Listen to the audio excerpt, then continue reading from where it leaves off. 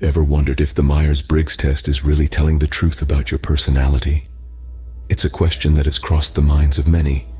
The Myers-Briggs type indicator, often simply referred to as the MBTI, is a personality test that's been around for decades. It's wildly popular, with millions of people worldwide taking the test each year, eager to gain insights into their inner selves. From business organizations to educational institutions, from career counselors to curious individuals, it seems like everyone is fascinated by the enigma that is the Myers-Briggs test. The test is based on the theories of Carl Jung, a renowned Swiss psychiatrist and psychoanalyst. It claims to categorize individuals into one of 16 distinct personality types, each represented by a 4-letter code.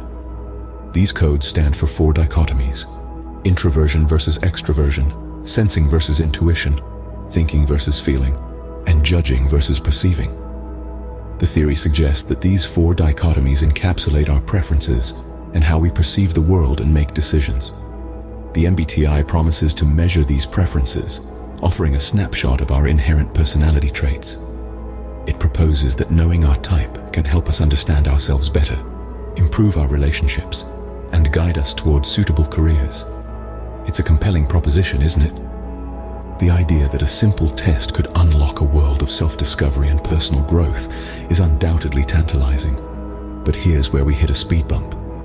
While the Myers-Briggs test may seem like a magical key to understanding ourselves, we need to ask, is it really as reliable and insightful as it's made out to be?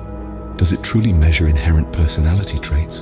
Or is it merely an elaborate illusion, a pseudo-scientific spectacle dressed up as profound insight?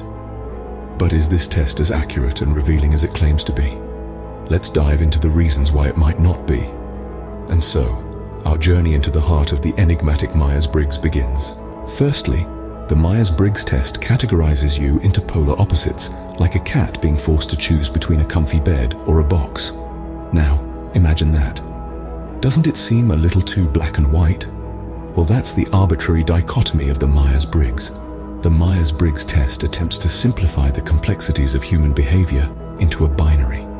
You're either an introvert or an extrovert, thinking or feeling, judging or perceiving. But let's be real, life isn't a game of either or. It's like saying you can only enjoy either coffee or tea, never both. It's like being told to pick between reading and listening to music. How many of us have a favorite book that we love to read while listening to our favorite tunes? Quite a lot, I'd wager. Just as we can love both coffee and tea or enjoy reading with some background music, we can exhibit both introverted and extroverted behaviors. We can make decisions based on logic and emotions. We can plan and also adapt to changes. Humans are complex creatures, capable of embodying a spectrum of behaviors and attitudes that can't be neatly divided into binary categories. The binary categorization method of the Myers-Briggs test oversimplifies the nuances of human behavior. It's like trying to paint a rainbow with just black and white. Sure, you might end up with a picture, but it'll be missing all those beautiful colors in between. This black and white thinking not only fails to capture the full spectrum of human personality, but it also limits our understanding of ourselves and others. It's like trying to understand the plot of a movie by only watching the beginning and the end, skipping all the twists and turns in the middle. So the next time you take the Myers-Briggs test, remember it's not a definitive measure of who you are. Just like a cat might want both the bed and the box, humans don't fit neatly into binary categories either. You're not just a series of letters. You're a unique individual with a blend of traits that cannot be boxed into simple dichotomies. Ever worn a tuxedo to a beach party? That's how the Myers-Briggs test makes us feel sometimes. Think about it. Imagine yourself at a beach party all dolled up in a fancy tuxedo. Feels a bit out of place, doesn't it? You might quickly swap your tux for a more casual outfit, maybe a pair of shorts and a loose t-shirt. That's exactly what we do with our personalities. We change, adapt, and shapeshift to fit into the environment we're in. This is what psychologists call the Chameleon Effect. It's our inherent ability to blend in with our surroundings to match the social climate we find ourselves in. Just like a chameleon changes its color based on its environment, we too change our personality traits based on the people around us, the situations we're in, and the roles we're playing.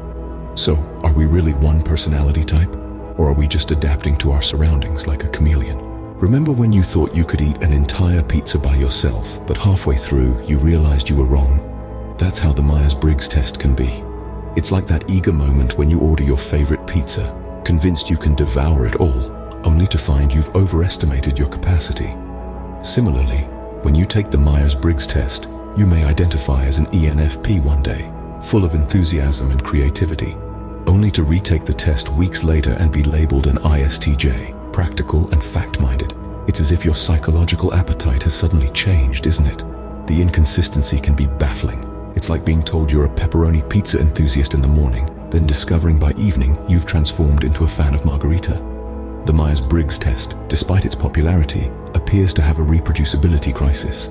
So can we really trust a test that changes its mind more often than we do? Ever read a horoscope and thought it was eerily accurate? Welcome to the world of the Barnum Effect. This psychological phenomenon was named after P.T. Barnum, the circus man who believed there was a little something for everyone. The Barnum Effect refers to our tendency to accept generalized statements as uniquely applicable to us. We see what we want to see and in the process lend credibility to vague, non-specific assertions.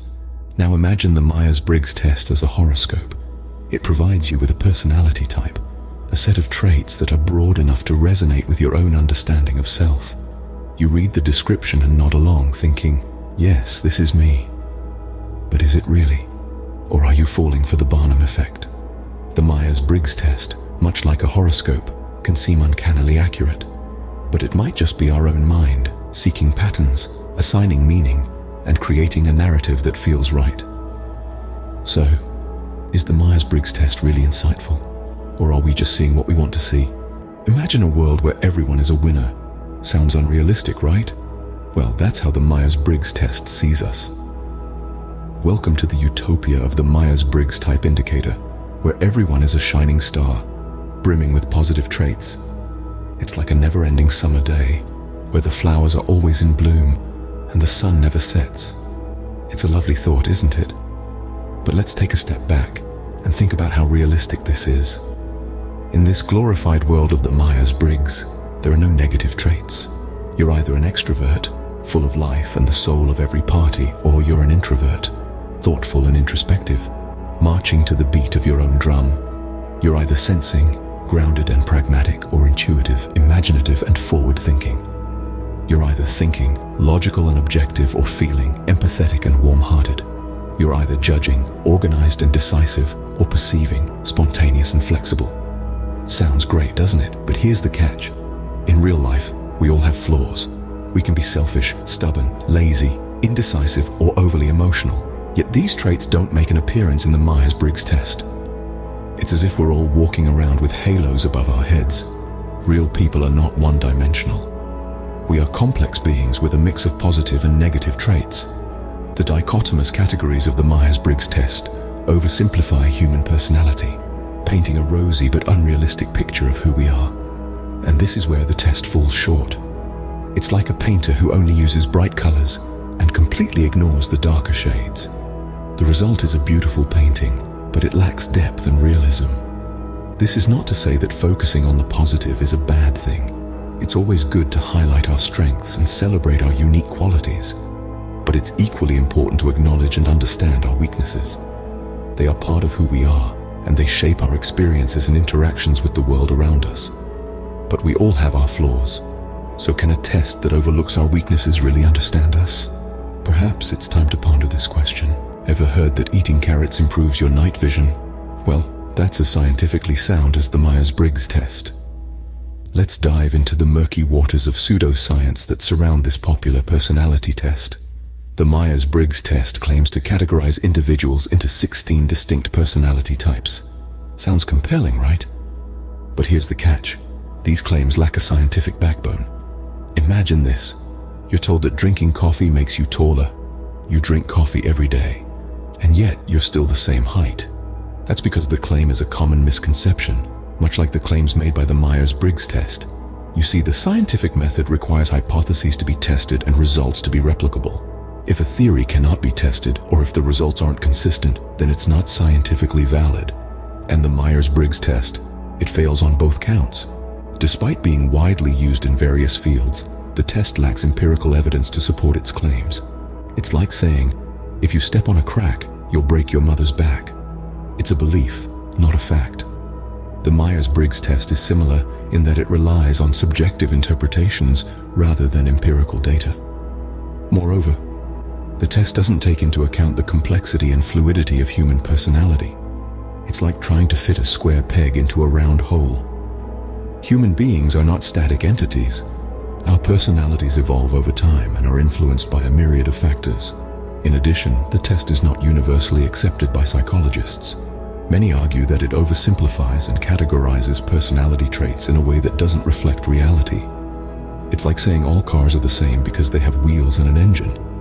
To sum it up, the Myers-Briggs test is as scientifically sound as believing that finding a four-leaf clover will bring you good luck. It's a charming idea, but not a fact. So, should we base our self-understanding on something that lacks scientific credibility? After all these reasons, it's time to ask ourselves a critical question. We've journeyed through the enigma of the Myers-Briggs test and its arbitrary dichotomy of human personality traits. We've seen how the test can be as changeable as a chameleon, shifting its hues depending on the situation. And we've delved into the reproducibility crisis, where the test often fails to provide consistent results, a fundamental requirement for any scientific measure.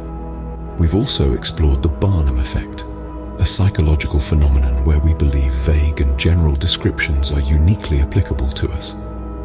This effect lies at the heart of the Myers-Briggs test, making us feel understood and seen, even if the descriptions could fit just about anyone. We've questioned the lack of negative traits in the test's results. After all, we're not just a collection of positive characteristics.